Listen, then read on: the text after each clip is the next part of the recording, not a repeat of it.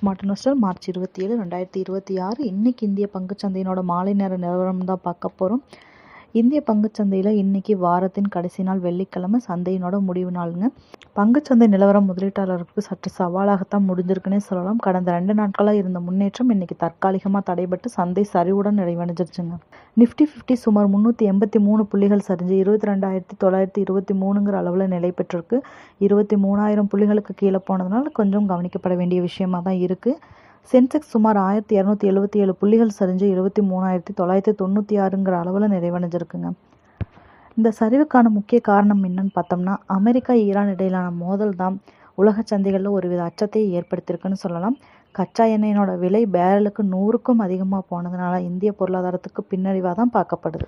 வெளிநாட்டு முதலீட்டாளர்கள் தொடர்ந்து அவங்களோட பங்குகளை வித்துட்டு வர்றது சந்தையில் அழுத்தத்தை அதிகரிச்சிருக்குங்க. அமெரிக்க டாலருக்கு நிகரான இந்திய ரூபாயின் மதிப்பு வரலாறு காணாத வகையில் 94.2 அப்படிங்கிற நிலைக்கு சரிஞ்சு சந்தையை பாதிச்சிருக்கு.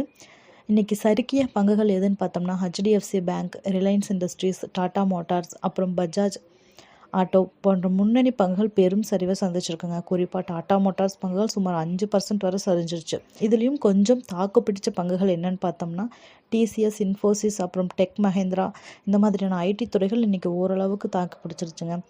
தங்கத்தினோட விலை நிலவரம்னு பார்த்தோம்னா, சந்தை சரிஞ்சதால் பாதுகாப்பான முதலீடாக கருதப்படுற தங்கத்து மேலே தான் முதலீட்டாளர்கள் கவனம் செலுத்தியிருக்காங்க. இதனால் தங்கத்தினோட விலை இன்றைக்கி 10 கிராமுக்கு 1997 உயர்ந்து 1,40,490ங்கிற புதிய உச்சத்தை தொட்டிருக்குங்க. நாளை மறுநாள் சனி ஞாயிறு விடுமுறைங்கிறதுனால அடுத்த வார தொடக்கத்தில் உலக செய்திகளை பொறுத்தே சந்தையினோட நகர்வு இருக்கும். இது மாதிரியான ஸ்டாக் மார்க்கெட்னோட அப்டேட்டை நீங்கள் உடனுக்குடனே தெரிஞ்சுக்கணும் அப்படின்னா நம்மளோட smart investor Tamil official channel subscribe பண்ணி வச்சுக்கோங்க.